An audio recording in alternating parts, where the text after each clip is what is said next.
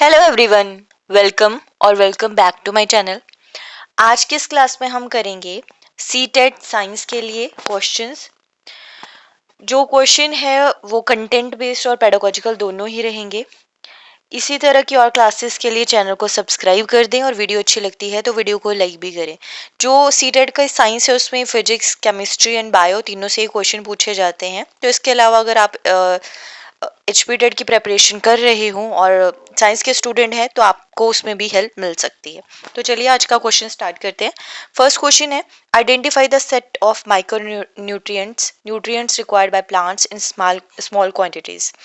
जो भी पौधे हैं उनमें सूक्ष्म पोषक होते हैं ना, तो कौन से माइक्रो न्यूट्रिएंट्स की जरूरत होती है प्लांट्स को, ये आपने बताना है। ऑप्शंस आपने देख ली होंगी। तो माइक्रो न्यूट्रिएंट्स जो हैं उन्हें और क्या कहा जाता है, ट्रेस एलिमेंट्स भी कहा जाता है। मतलब माइक्रो का मतलब थोड़ा हो गया है ना, तो ऐसे न्यूट्रिएंट्स जिनकी बहुत स्मॉल क्वांटिटी में जरूरत पड़ती है प्लांट्स को, उसे हम माइक्रो न्यूट्रिएंट्स कहते हैं। जैसे हम ह्यूमन बींग्स को भी सेम उसी तरह की रिक्वायरमेंट होती है, ठीक है। तो हमें वो मिनरल्स चाहिए होते हैं। तो इसमें जैसे हमें आयरन, कैल्शियम, फास्फोरस ये सारे मिनरल्स की ज़रूरत पड़ती है, वैसे ही ऐसे माइक्रो न्यूट्रिएंट्स की ज़रूरत प्लांट्स को भी पड़ती है। इसमें आयरन है, मैग्नीज है, कॉपर है ना, मोलिबेडिनम है, जिंक है, बोरोन है, क्लोरीन है, निकल है। तो ये सारे क्या आ जाएंगे, माइक्रो न्यूट्रिएंट्स या ट्रेस एलिमेंट्स आ जाएंगे। तो इसके अकॉर्डिंग अगर हम देखें तो हमारा जो राइट आंसर है वो क्या आ जाएगा, जिंक, आयरन एंड मैग्नीज हो जाएगा। जो नोट्स साथ में बनाते रहें क्योंकि लास्ट में आपके नोट्स जो हैं बिल्कुल शॉर्ट में जो बनाए होंगे वो आपके काम आएंगे। आपको पता है जो सी टेट है उसमें असर्शन, रीजन, अभिकथन और तर्क वाले क्वेश्चन भी काफी ज्यादा पूछे जाते हैं। कोई भी सब्जेक्ट है तो ऐसे क्वेश्चंस की भी आपको प्रैक्टिस होनी चाहिए। जैसे असर्शन दे रखा है, the stars in the night sky appear to move from east to waste.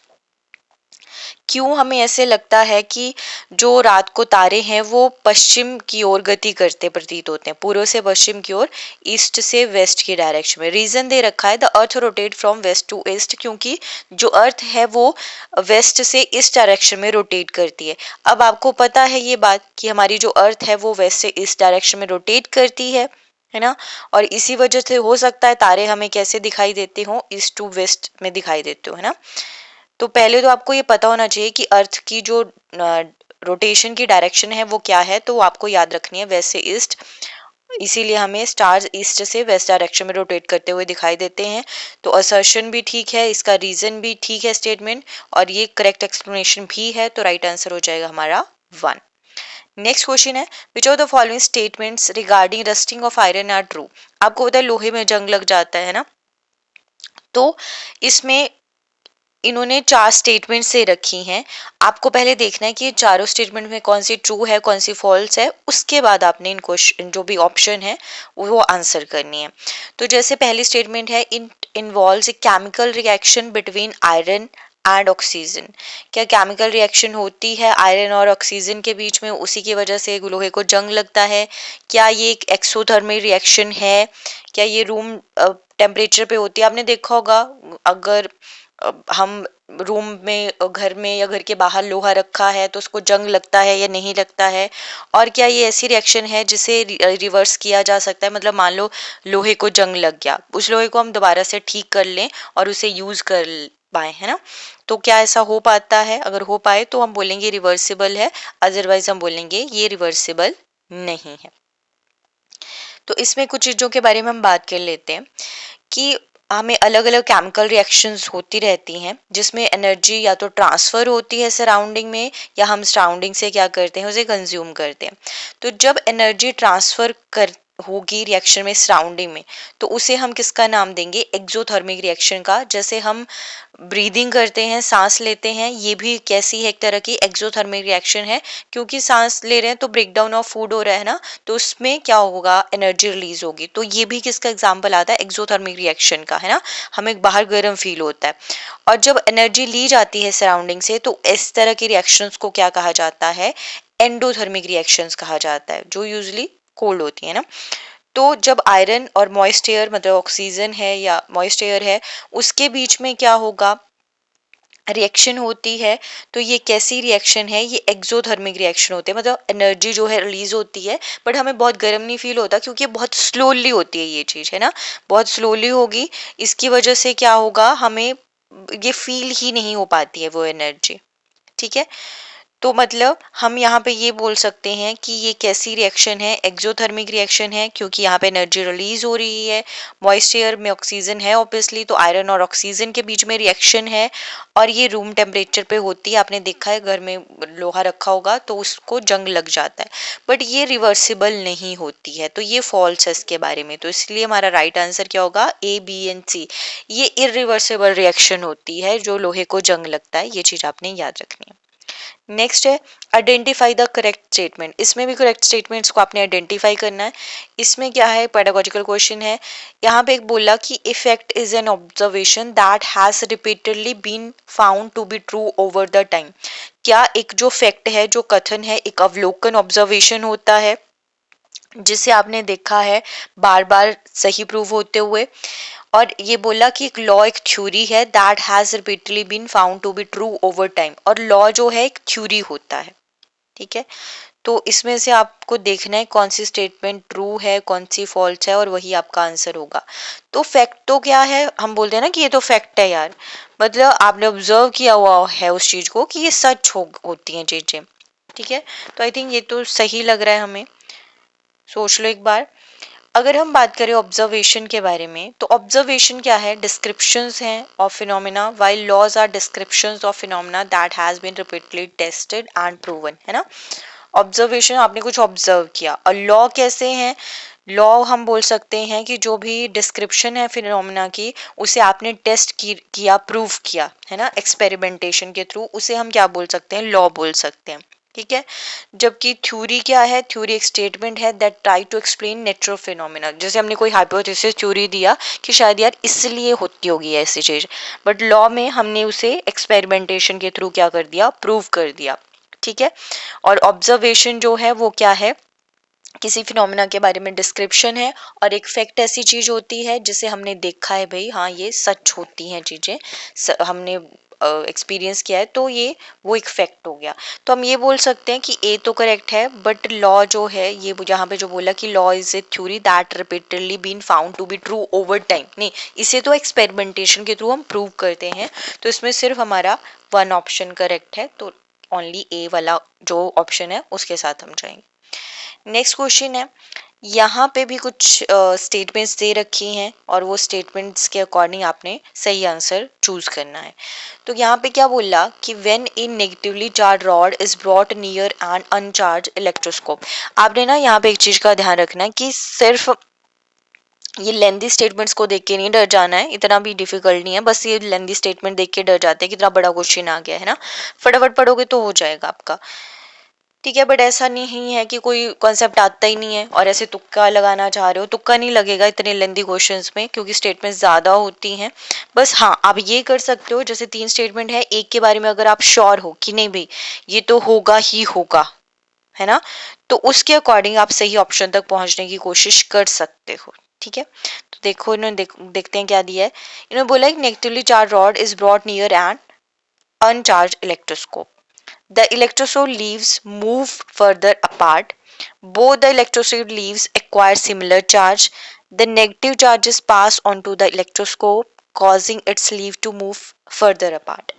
जब आपने एक नेगेटिवली चार्ज रॉड को लेके आए एक अनचार्ज इलेक्ट्रोस्कोप के पास, तो क्या होगा, दो जो इलेक्ट्रोस्कोप लीव्स हैं वो दूर चली जाएंगी, एक दूसरे से दूर जाएंगी वो।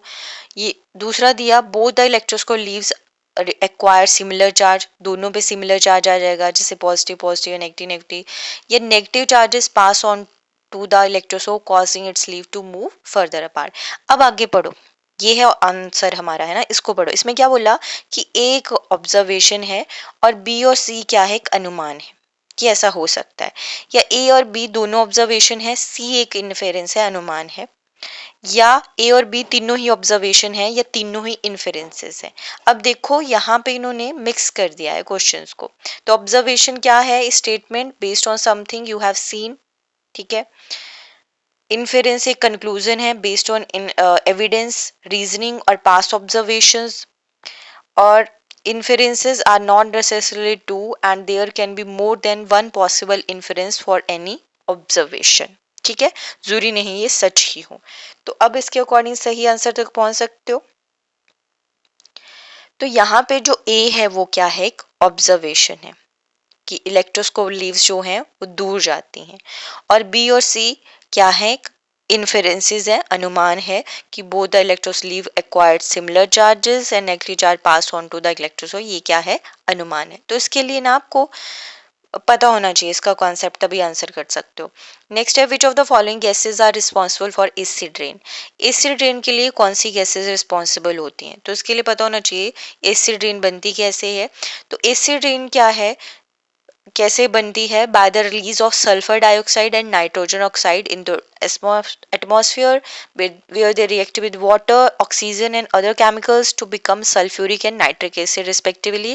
और अगर बात की जाए कि इसका pH लेवल, क्योंकि अगर हम बात करें एसिड्स के तो बिलो 7 रहेगा, और बिलो अबव जो है वो क्या होंगे, बेस होंगे, और 7 पे जो है वो क्या होते हैं, ये सोल्यूशन लिक्विड्स होंगे। ठीक है, तो एसिड रेन मतलब रेन में एसिडिटी होती है, बट अगर इसका जो लेवल है 5.5 या उससे नीचे चला जाए तो फिर हम उसे एसिड रेन का नाम दे देते हैं, जो लिविंग बींग्स के लिए, चाहे वो प्लांट्स हैं, एनिमल्स हैं, सभी के लिए हार्मफुल होती हैं। ठीक है, तो इसीलिए बोला जाता है कि हमें ऐसी एक्टिविटीज़ नहीं करनी चाहिए जिससे सल्फर डाइऑक्साइड और नाइट्रोजन ऑक्साइड्स का रिलीज हो एटमॉस्फेयर में, क्योंकि इसके बाद वो वाटर ऑक्सीजन के साथ रिएक्ट करेगी और जिसकी वजह से सल्फ्यूरिक एंड नाइट्रिक एसिड्स बन जाएंगी और उस वो कॉज करेंगी एसिड रेन को। ठीक है, तो यहाँ पे जो ऑप्शंस दे रखी हैं उसके अकॉर्डिंग डी और ई हमारे पास करेक्ट ऑप्शन बनता है, तो राइट आंसर हो जाएगा फोर्थ। नेक्स्ट क्वेश्चन है, which of the following is not indicative of hypothesis skill. ये जो परिकल्पनाएं हैं, हाइपोथेसिस हम बनाते हैं, यहाँ पे ये भी एक स्किल है, क्योंकि ऐसे ही थोड़ा ना हम कुछ भी सोच लेते हैं कि शायद ऐसा होता होगा, है ना, उसके लिए ये भी तो एक स्किल होनी चाहिए आपके अंदर, वो क्रिएटिविटी होनी चाहिए। तो इसका इंडिकेटिव जो नहीं है, formulating question which lead to inquiry, attempting to explain observation or relationship in terms of some principle, using the senses to gather information, or identifying variables for an experiment। कौन सा नहीं है, नॉट वाला आपने answer करना है। ठीक है, खोजबीन तक ले जाने वाले प्रश्न बनाओगे, कुछ सिद्धांतों के विषय में अवलोकनों अथवा संबंधों की व्याख्या करने का प्रयास करोगे, सूचना एकत्र करने के लिए ज्ञानेंद्रियों का उपयोग करोगे, या किसी प्रयोग के लिए चरों की पहचान करोगे। तो हाइपोथेसिस क्या होते हैं, पहले तो टेंटेटिव एक्सप्लेनेशंस होती हैं और प्रेडिक्शंस होती हैं, जिन्हें हमें क्या करना होता है, टेस्ट करना होता है। ठीक है, and validated by data and evidence. Developing hypothesis is a key skill for analytical thinking and problem solving, जो साइंस के लिए बहुत इंपॉर्टेंट है, as it helps you frame your question, design your experiments and interpret your result. मतलब आपके सामने सबसे पहले एक प्रॉब्लम होगी, क्वेश्चन होगा, फिर आप हाइपोथेसिस बनाओगे, अलग अलग परिकल्पनाएं बनाओगे, मल्टीपल हो सकती हैं, फिर एक एक करके आप उन हाइपोथेसिस पे एक्सपेरिमेंट करोगे एंड कंक्लूजन तक पहुंचोगे। ठीक है, इस तरह से ये प्रोसेस चलती है। तो यहाँ पे using the senses to gather information, ये क्या है, इंडिकेटिव नहीं है हाइपोथेसिस स्किल का। बाकी सारी चीजें जैसे मैंने बोला, क्वेश्चन होना चाहिए, फिर आप क्या करोगे, उस क्वेश्चन को सॉल्व करने के लिए अलग अलग कहानियां या हाइपोथेसिस या थ्योरी सोचोगे, है ना, फिर एक्सपेरिमेंट करोगे, तो बाकी सारी हैं, इसका राइट आंसर जो हो जाएगा थर्ड हो जाएगा। नेक्स्ट है, identify the correct statements from the following. दो स्टेटमेंट्स दे रखी हैं, एक में बोला generally non metals do not react with water, और दूसरा बोला कि non metals do not react with acid. क्या ये दोनों सही हैं, दोनों गलत हैं, कोई एक सही है? तो ये दोनों ही बातें जो हैं वो क्या है, सही है। जो नॉन मेटल्स हैं, do not react with water and do not react with acid, ये बात सही है, राइट आंसर हो जाएगा थर्ड। ए एंड बी दोनों ही क्या है, आपकी करेक्ट स्टेटमेंट्स हैं। नेक्स्ट है, a ball is thrown up in the air, it reaches a maximum height and then returns to the thrower, which of the following quantities have the same value during the upward and downward motion of the ball. वैसे ना इस question पे अलग अलग जो आप देखोगे explanation कई मिल जाती हैं। आप सोच के बताओ पहले, आपको क्या लगता है कि जब हम बॉल को ऊपर फेंकेंगे की सरफेस है, बॉल ऊपर फेंकी और वहां से वो नीचे आ गई। तो यहाँ पे हमारे पास चार क्वांटिटीज दे रखी है, एक्सेलेरेशन दे रखी है, फोर्स ऑफ ग्रेविटी दे रखी है, डिस्प्लेसमेंट दे रखा है and work done by gravity दे रखा है। इसमें से कौन सी क्वांटिटीज हैं जिनकी वैल्यू जो है वो सेम रहती है? अगर आपको पता नहीं है ये सारी चीजें होती क्या है तो एक बार देख लेते हैं। डिस्टेंस क्या है? Is the measure of how much ground an object has covered during its motion. और डिस्प्लेसमेंट क्या है? How far out of place is an object. For example, एक पॉइंट है ए, इस पॉइंट से बी तक गए हम, ये डिस्टेंस है। बी से ए तक आना भी डिस्टेंस है, ठीक है।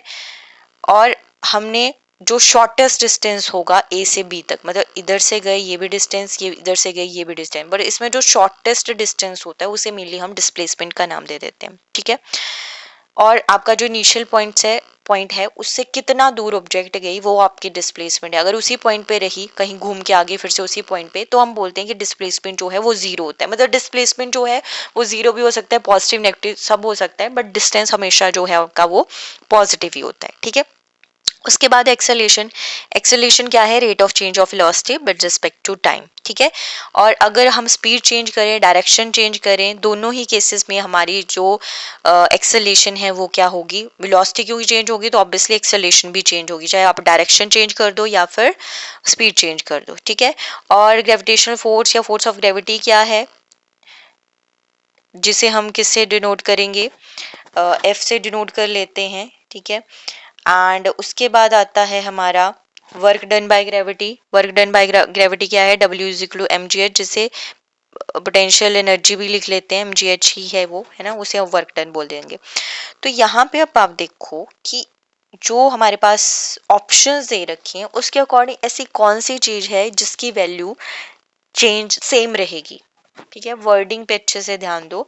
अब अलग अलग लोग आप अलग अलग आंसर कर सकते हो, बट जो आंसर है एक्चुअली आंसर की के अकॉर्डिंग वो एक्सेलेरेशन दे रखा है। और जैसे मैंने बोला आप सबके पास इस हर अपना जो भी आंसर आप चूज करोगे उसकी एक्सप्लेनेशन होगी, ऑब्वियसली इतना आप जानते हो तभी कुछ आंसर कर रहे हो। बट एक्सेलेरेशन शायद इन्होंने इस वजह से किया हो क्योंकि यहाँ पे अपने वर्डिंग पे ध्यान देना है कि उन्होंने बोला सेम वैल्यू रहेगी अपवर्ड और डाउनवर्ड मोशन में भी। तो आप अपवर्ड जा रहे हो और डाउनवर्ड, साइन तो चेंज हो रहे हैं, पॉजिटिव नेगेटिव साइन जो है वो तो हमारी चेंज होंगे, बट जो वैल्यू है क्योंकि वेलोसिटी की वैल्यू सेम रहेगी, तो वेलोसिटी की अगर वैल्यू सेम रह रही है तो एक्सेलरेशन की वैल्यू भी सेम रहने वाली है, ठीक है। अगर हम इसके जो भी साइंस है उनको इग्नोर कर दें तो मे बी इसलिए इन्होंने एक्सेलरेशन आंसर दिया है। तो राइट आंसर हम यहाँ पे एक्सेलरेशन ही मान के चलेंगे। ऑब्वियसली जो एग्जामिनर ने आंसर की में दिया है हमारा, हम भी उसी के अकॉर्डिंग आंसर करेंगे। नेक्स्ट है, a body has a linear momentum of p and A mass of m, the kinetic energy of the body is. Linear momentum p दे रखा है और मास m दे रखा है, तो हमें काइनेटिक एनर्जी निकालनी है बॉडी की। तो काइनेटिक एनर्जी का फॉर्मूला आप सबको पता है, हाफ mv² होता है, और हमने सपोज कर लिया कि स्पीड क्या है v होगा। एंड मोमेंटम भी आप सबको पता है, मोमेंटम क्या होता है? मास इनटू वेलोसिटी, ठीक है, mv। तो यहाँ से हमने v निकाल लिया और फिर हमने क्या किया, पहली वाली इक्वेशन में इस वैल्यू को पुट कर दिया और हमारे पास क्या आ गया? काइनेटिक एनर्जी की वैल्यू जो कितनी होगी? p²/2m। तो यहाँ पे आपने क्या याद रखना है? काइनेटिक एनर्जी होती है हाफ mv², मोमेंटम होता है mv, और ऐसे ही पोटेंशियल एनर्जी पूछ ले, मतलब अगर यूज करने की जरूरत पड़ जाए वो mgh है। Work done and potential energy same ले सकते हैं। तो राइट आंसर हमारा क्या आ जाएगा? थर्ड आ जाएगा। अभी हमने निकाल के किया है ना, सॉल्व करना पड़ेगा आपको। नेक्स्ट है, which of the following is most stable strategy for introducing the students to the concept of chemical reactions at upper primary level. Upper primary के बच्चे हैं और उनको आपने क्या करना है कि ऐसी स्ट्रेटजी चूज करनी है मोस्ट सुटेबल है किसी भी टॉपिक का इंट्रोडक्शन करने के लिए। और जितने भी आंसर किए हैं वो आंसर की के अकॉर्डिंग ही आंसर, ठीक है। तो एक्सप्लेनेशन समटाइम कुछ और हो सकती है, बट ठीक है, एग्जामिनर ने जो दिया है हम उसके अकॉर्डिंग ही चलेंगे अभी। तो यहाँ पे चार ऑप्शंस दे रखी हैं। क्या बोला? Explain the concept of valence electrons and electronic configuration, write the chemical equation in symbolic form and ask student to observe, define a chemical reaction and give example, hold a discussion on chemical reaction and which students are likely to have observed in their life। अब आप chemical reaction या chemical configuration ऐसा कुछ topic आप पढ़ा रहे हो, तो आप क्या बोलोगे सब बच्चों को? आपने टॉपिक को इंट्रोड्यूस करना है, अभी पढ़ाना स्टार्ट नहीं किया, नया टॉपिक इंट्रोड्यूस कर रहे हो, तो आप क्या करोगे? सबसे पहले आप बोलोगे एक्सप्लेन करो भाई कॉन्सेप्ट वैलेंस इलेक्ट्रॉन का क्या है, या केमिकल इक्वेशन लिखो सिंबॉलिक फॉर्म में, या डिफाइन करो केमिकल रिएक्शन को एग्जाम्पल के साथ, या उनको बोलो कि क्या आपने अपनी लाइफ में केमिकल रिएक्शंस को ऑब्जर्व किया है। तो आई थिंक सही आंसर तक आप पहुंच गए होंगे, बहुत आसान है। हम डिस्कशन से स्टार्ट करेंगे, है ना, कि क्या लगता है भाई बच्चों को, उसके अकॉर्डिंग हम सुनेंगे उनकी बातें। नेक्स्ट है, which of the following is a set of animals in which all show external fertilization. External fertilization होता क्या है, पहले तो उसको देखते हैं। दो तरह के फर्टिलाइजेशन है, इंटरनल एंड एक्सटर्नल, और ये इंपॉर्टेंट क्वेश्चन है, काफी बार ये क्वेश्चन पूछा जाता है ये, ठीक है, मोस्ट ऑफ द टाइम ये एक क्वेश्चन पूछा ही जाएगा आपसे, तो इसे नोट डाउन कर लेना। इंटरनल फर्टिलाइजेशन क्या है? इस प्रोसेस में जो स्पर्म है वो डिपॉजिट कर दिया जाता है इनसाइड और near the female reproductive tract, और where the fertilizes the egg, ठीक है। तो इस तरह की फर्टिलाइजेशन जो है वो एनिमल किंगडम में जो है वो बहुत ही कॉमन है, जैसे कि रेप्टाइल्स हो गए, बर्ड्स हो गए, मैमाल्स हो गए, है ना, इन सब में क्या होता है, इसी तरह का फर्टिलाइजेशन होता है, इंटरनल फर्टिलाइजेशन। और एक्सटर्नल जो है, इसमें स्पर्म और एग जो है वो दोनों ही इन्वायरमेंट में रिलीज कर दिए जाते हैं, जहाँ पे जो स्पर्म है वो फर्टिलाइज करता है एग को, और ऐसा एम्फीबियंस के केस में होता है, ठीक है। जितने जन एक्वेटिक एनिमल्स हो गए वहाँ पे मेनली आपको ये चीज़ देखने को मिल जाएगी, ठीक है। तो इसके अकॉर्डिंग हमारा जो राइट आंसर है वो क्या आ जाएगा, फ्रॉग्स, फिश, स्टारफिश। इनमें हमें क्या है, एक्सटर्नल फर्टिलाइजेशन देखने को मिलती है, क्योंकि अब देखो इसमें तो सारे ही इन्होंने कैसे दे रखे हैं, एम्फीबियंस नहीं है ये, है ना। और बटरफ्लाई, फ्रॉग, इसमें फ्रॉग और फिश तो है, बट एक बटरफ्लाई दे दिया, और इसमें भी इन्होंने बटरफ्लाई और लिजर्ड दे दिया, तो हमने तीनों ही देखना है ना, तीनों के अकॉर्डिंग चलना है। तो फ्रॉग, फिश, स्टारफिश थर्ड वाली ऐसी ऑप्शन है जिसमें तीनों ही एक्सटर्नल फर्टिलाइजेशन शो करने वाले एनिमल्स हैं। तो राइट आंसर जो है हमारा क्या आ जाएगा, थर्ड आ जाएगा, ठीक है। तो चलिए, आज के लिए लास्ट क्वेश्चन था। ऐसी और क्लासेस के लिए चैनल को सब्सक्राइब कर दें और वीडियो को लाइक भी करें। हम डेली बेसिस पे जो भी आपका एग्जाम है उससे रिलेटेड नई नई ऐसी वीडियोस लेके आते रहेंगे। आज के लिए बस इतना ही। Thank you for watching.